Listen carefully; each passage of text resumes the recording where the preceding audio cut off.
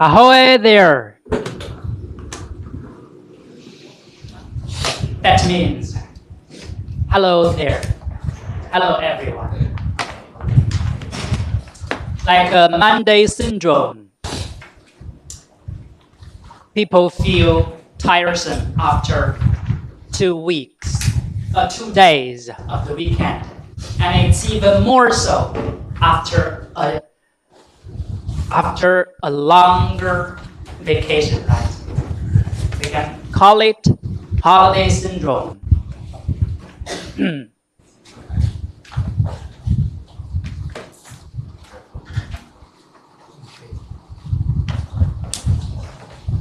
It means it's rather difficult for you to recover from a holiday, from a rest several days.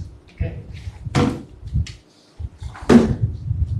Today, we are going to explore Chapter 6, Rules on Barriers. To save time, we will not review what we've learned last week. Okay. We will just jump right in today's content. Just like Chapter 5, it's about rules on the non-discrimination.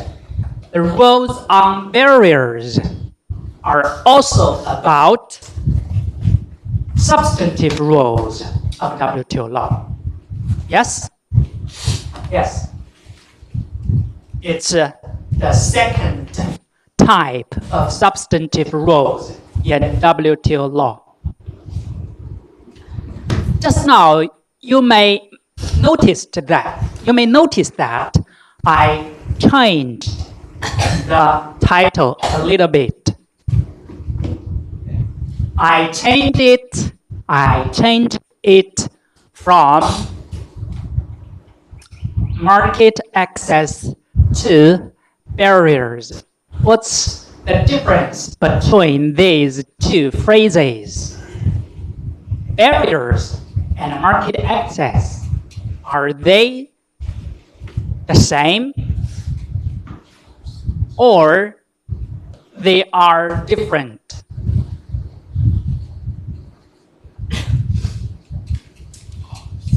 Which one has a broader scope in your opinion? Yes, I think you're right.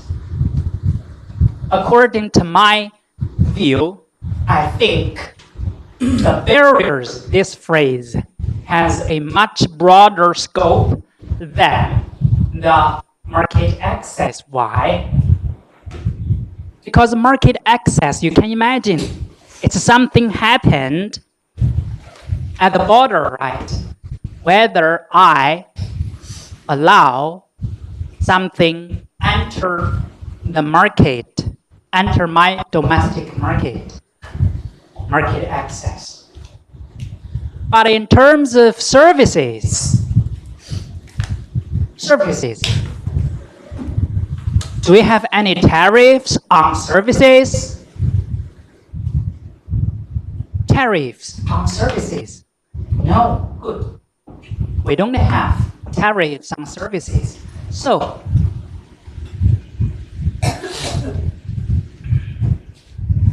at the border, we do not have barriers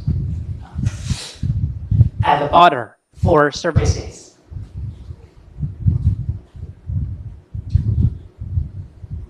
So, market access. Okay. Market access. To understand it narrowly, it relates only to the barriers at the border. Yeah.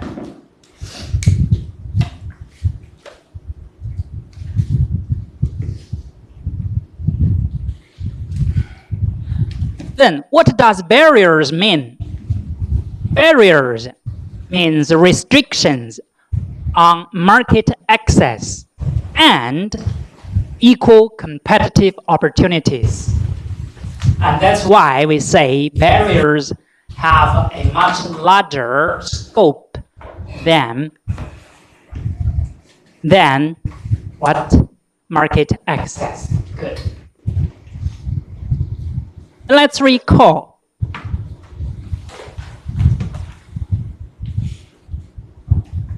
How many categories can trade barriers be divided into? How many categories can trade barriers be divided into? First, we have tariff barriers, right? Good. Barriers. Then we've got good non-tariff barriers. And for tariff barriers, we've got customs duties and other duties and financial charges. And for non-tariff barriers, we've got first important one is quantitative restrictions.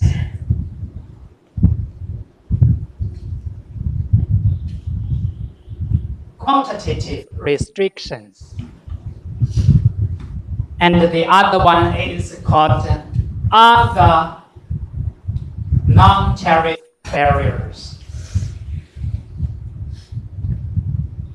This is the basic categorization of barriers.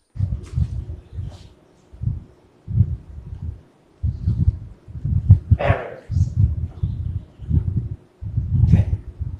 So in this chapter, we will explore in depth the barriers and their categorization, their categories.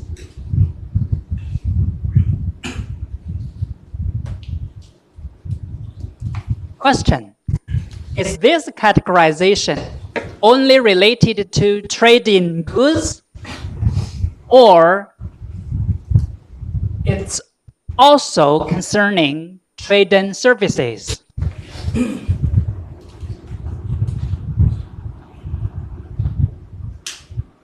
Again, trade and services.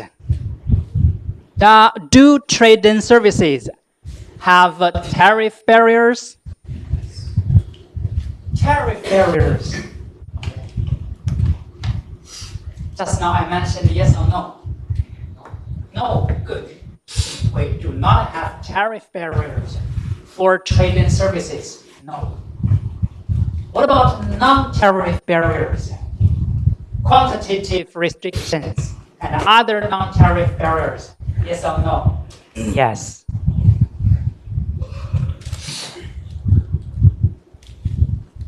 So this categorization has a general effect. It applies to both trade-in goods and trade-in services, with the exception that for trade-in services, they do not have tariff barriers. Okay.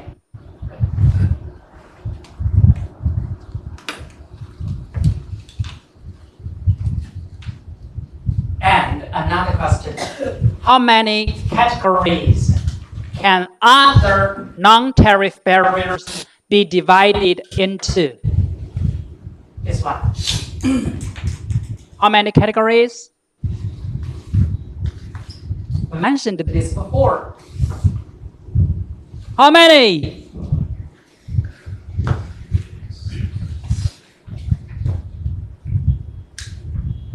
Seven or eight? Now it's changed to 8. Okay. Maybe before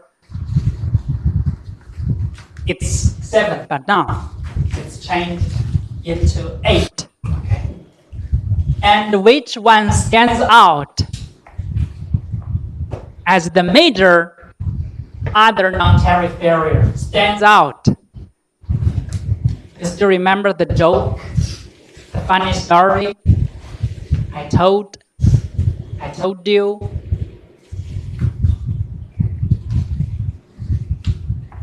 Transparency. Yes, transparency of laws and regulations definitely stands out as the major other non-tariff barrier. No worries.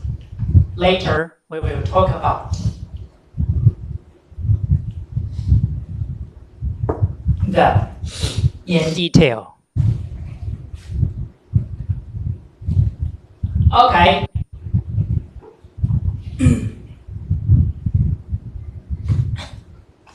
Let's move on.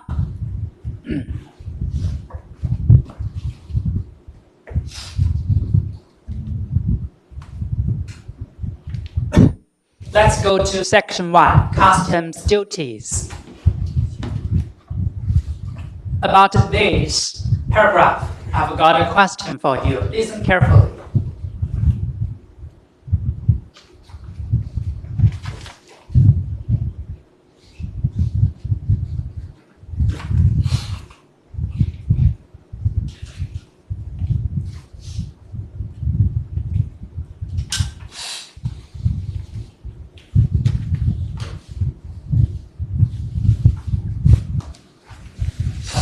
How can customs duties be imposed?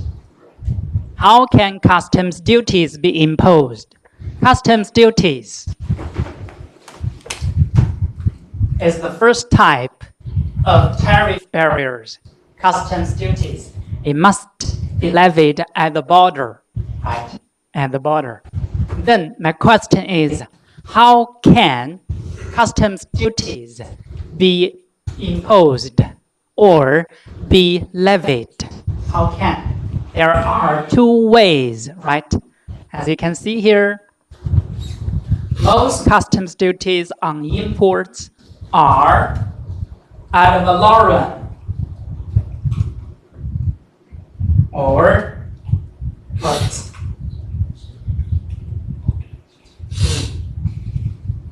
Ad valorem in Chinese, we call it 从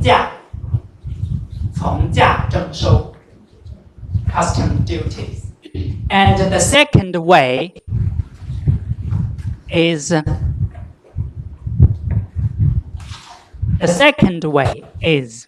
specific. Look here. Customs duties may also be specific. What does specific mean? That is based on a unit of quantity, such as weight, length, area, volume, or numbers of that product. For example, 1 unit of cell phone.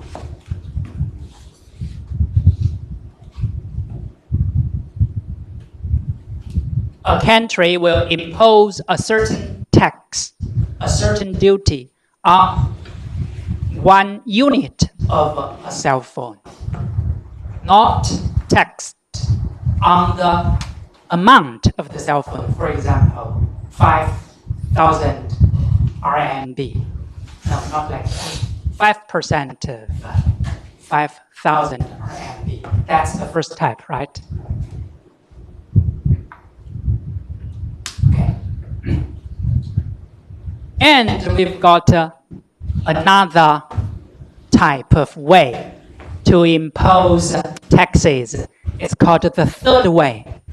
It's a combination of the first two. The third way is called compound or mixed customs duties. Compound or mixed customs duties. 复合性。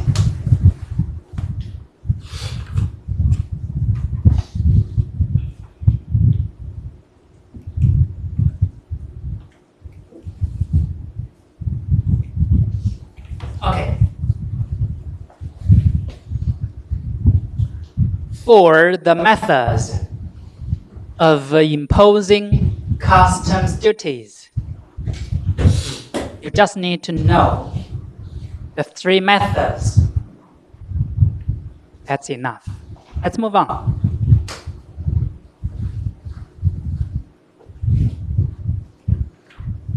Then we will move on to next important point. It's called tariff negotiations. Tariff negotiations.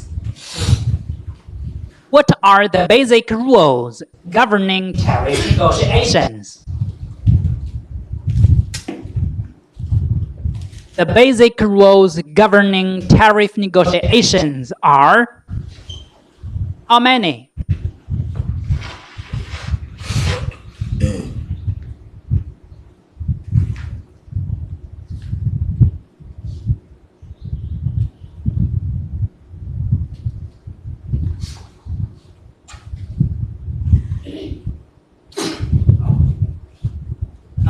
It's not on this line.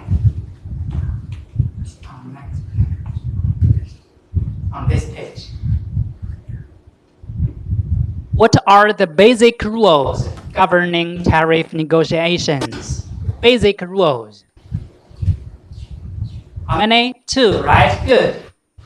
Number 1 is the MFN treatment obligation of Article 1 of the GATT 1994. Number 2 is the principle of reciprocity.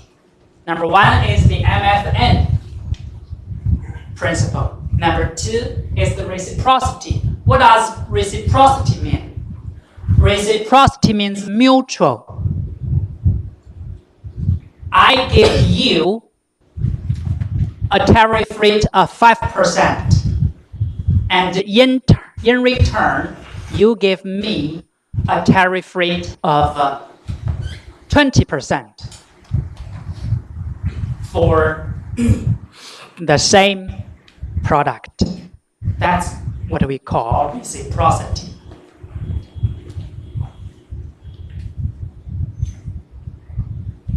Okay, in the current trade war between China and the United States, the tariffs imposed on each other by China and the United States are called reciprocal tariffs. Reciprocal tariffs.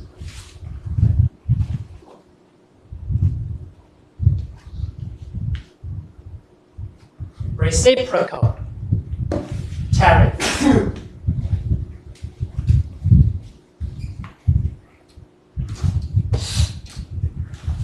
Question. What's the current tariff rates imposed by the United States on the imports from China? The average. You can always Google it or Baidu it. What's the tariff rate?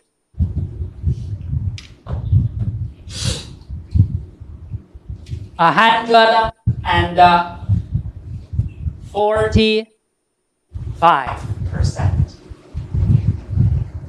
And what is the tariff rate imposed by China on the imports from the United States? Good. 125. These two tariff rates are called reciprocal tariffs. Reciprocal tariffs. Mutual tariffs.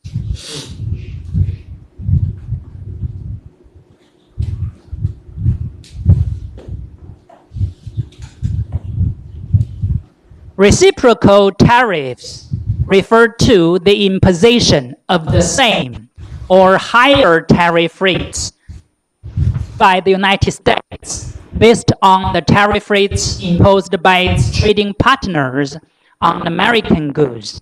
For example, if a certain country imposes a 10% tariff on a specific product from the United States will impose the same or higher tariff rate on similar products from that country. You got it? This is a case in point. This is a case in point. China imposed a tariff rate of 125% on imports from the United States. And the United States imposed the same or higher tariff rates on imports from China on similar products. Okay. That's what we call reciprocal tariffs. Okay. In reality, the tariffs imposed by the United States on the goods from other countries are lower than those imposed by its trading partners on American goods. This has brought a huge trade surplus to the United States. The United States felt that it was at a disadvantage, so it decided to impose reciprocal tariffs. Why would the United States impose reciprocal tariffs?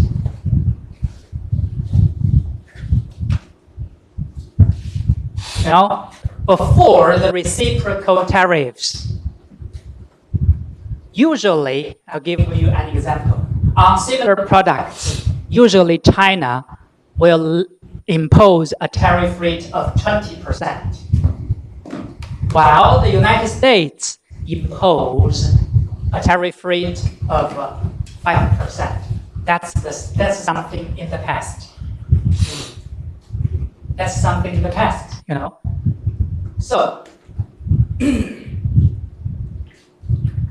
which side is at a disadvantage? The United States only levy 5% on imports from China, while China will impose a tariff rate of 20% on the imports from the United States. Which side is at disadvantage?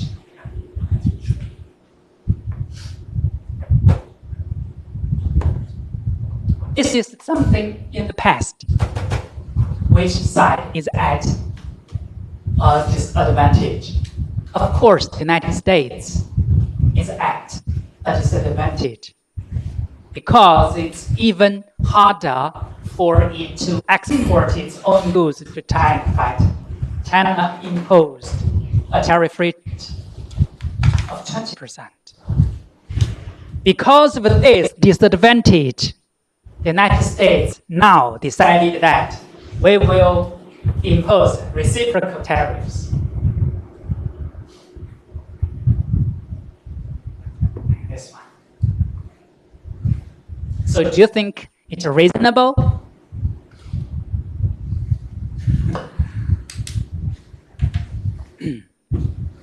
Maybe, maybe not.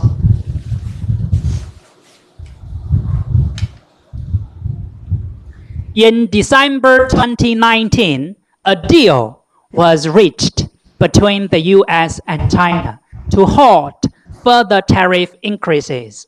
However, the deal has not been fully implemented. The current trade war is a continuation of the trade war 6 years ago. In a trade war, there are no winners. Who is bearing the brunt or the consequence of the increased US tariffs? Who is bearing the consequences of the increased US tariffs? Who?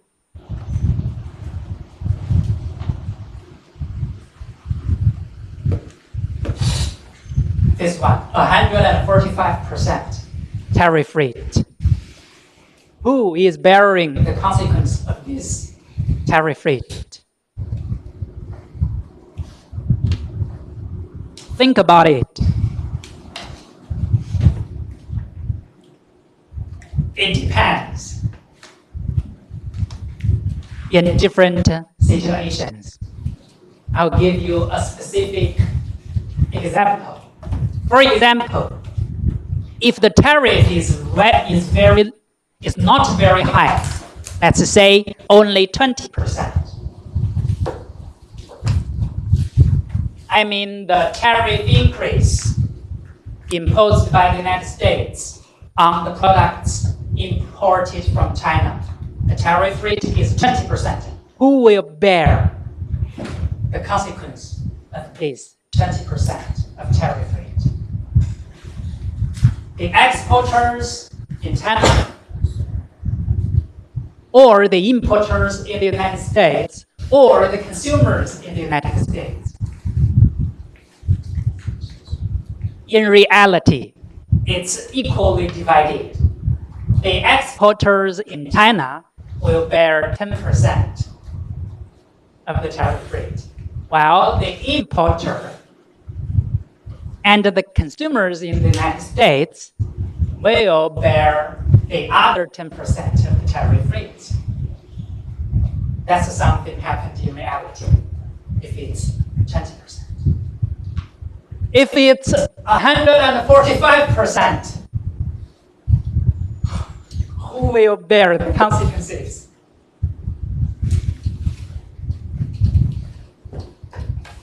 Who will bear the consequences?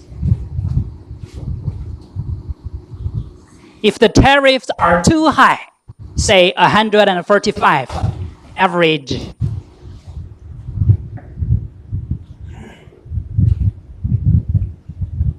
averaging them out will be of no use. There will be no equal division. For example, 72.5% for each side. No, actually, trade will stop. Trade will not happen again. It will have a consequence of embargo.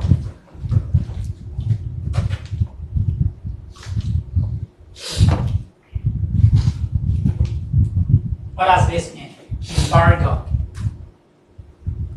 Like in a war, trade stopped completely.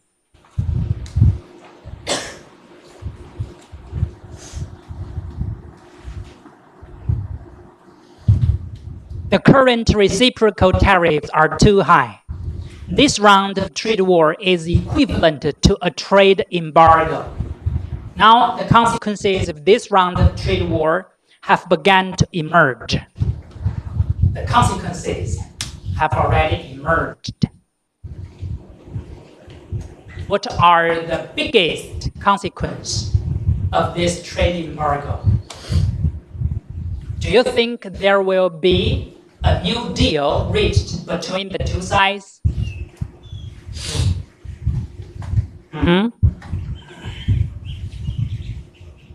Do you think there will be a deal signed between China and the United States on the current trade war? Take a guess. Yes. No. You will never be wrong. Yes. No. But it cannot be yes and no at the same time, right? In my opinion, I don't think there will be a positive result. 1 month has already passed. What's the result? I told you the consequences has already emerged. There are no new deals right now. There are no new transactions. There are no new orders. Zhejiang province is one of the major provinces exporting products to the United States, the biggest consequence would be job loss, the unemployment rate.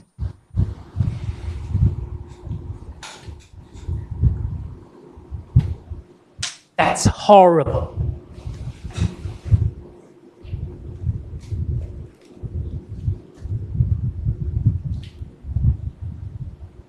How will this round of trade war come to an end?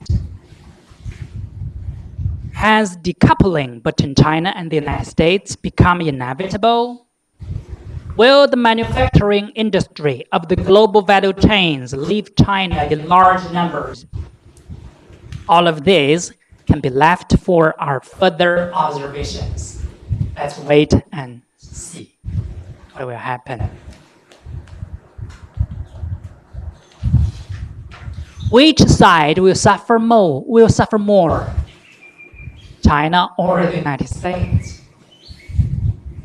I told you, in a trade war, there are no winners. Right? No winners.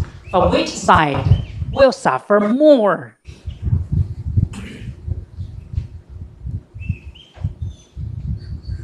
That will decide which side will win in the end.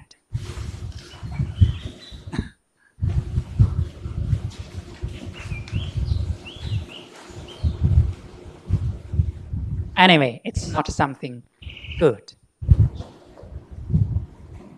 Because of the internal heat, there appeared a big blister at the corner of my mouth. Internal heat. Okay. But it's not just that simple.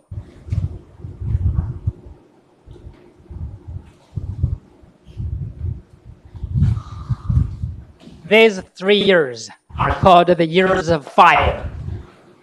And this is the beginning of the 3 big fire years. And that's why it appeared.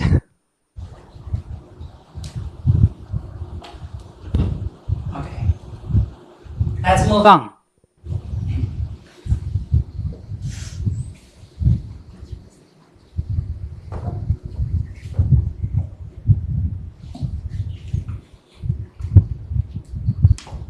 This is about the trade war between China and the United States.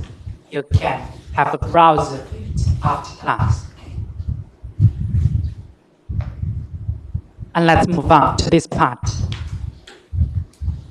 Question: what is the name of the results of successful tariff negotiations? Let's say China and the United States has already had successful negotiations. Then what's the result of the successful tariff negotiations? It's called tariff concessions or tariff bindings. In Chinese, they are translated as 关税减让、关税约束。That's the results of successful tariff negotiations. Okay.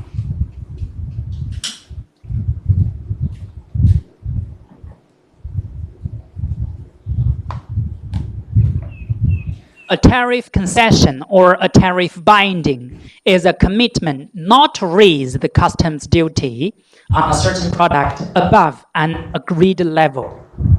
The tariff concessions or bindings of a member are set out in that member's schedule of concessions, also known as goods schedule. Goods schedule. Have you got any memory of the services schedule? Yes? Services schedule. The table I drew here. Right. This is the goods schedule. We've also got a services schedule. Move on to next page. On this page, I've got Only one question. Can WTO members impose customs duties that are lower than their tariff concessions? Yes or no?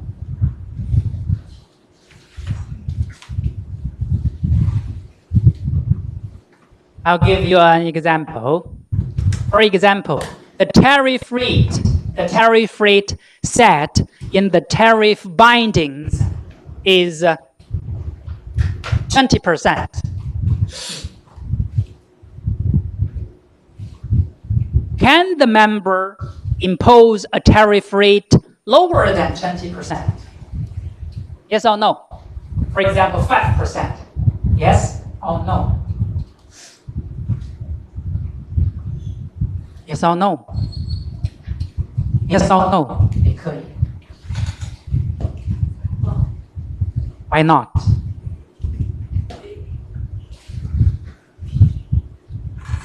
Okay.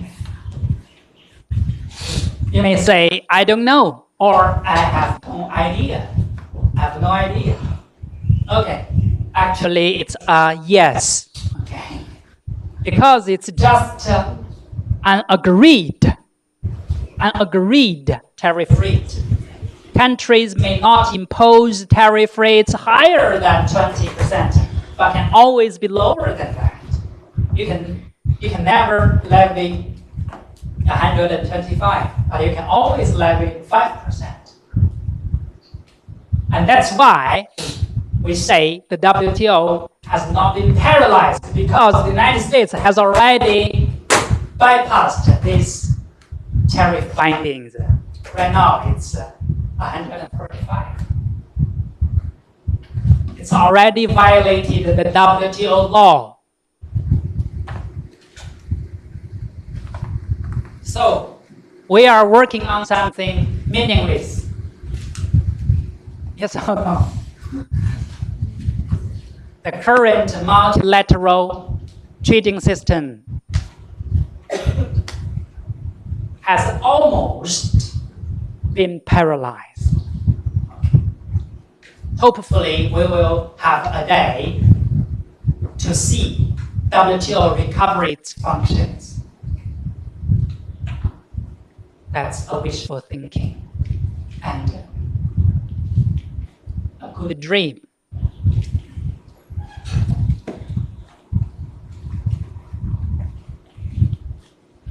Move on.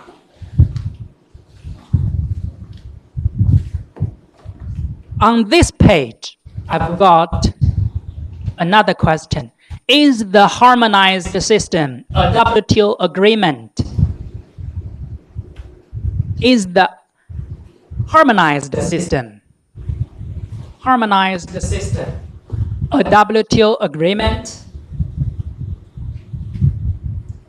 A harmonized system, or HI system. It's called the International Convention on the Harmonized Commodity Description and Coding System. 货物描述和海关编码 The HI system.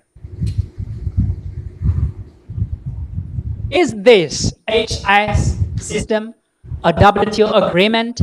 No, it is not a WTO agreement, but it plays a rather important role for the interpretation of goods schedules and the tariff bindings contained therein. Okay.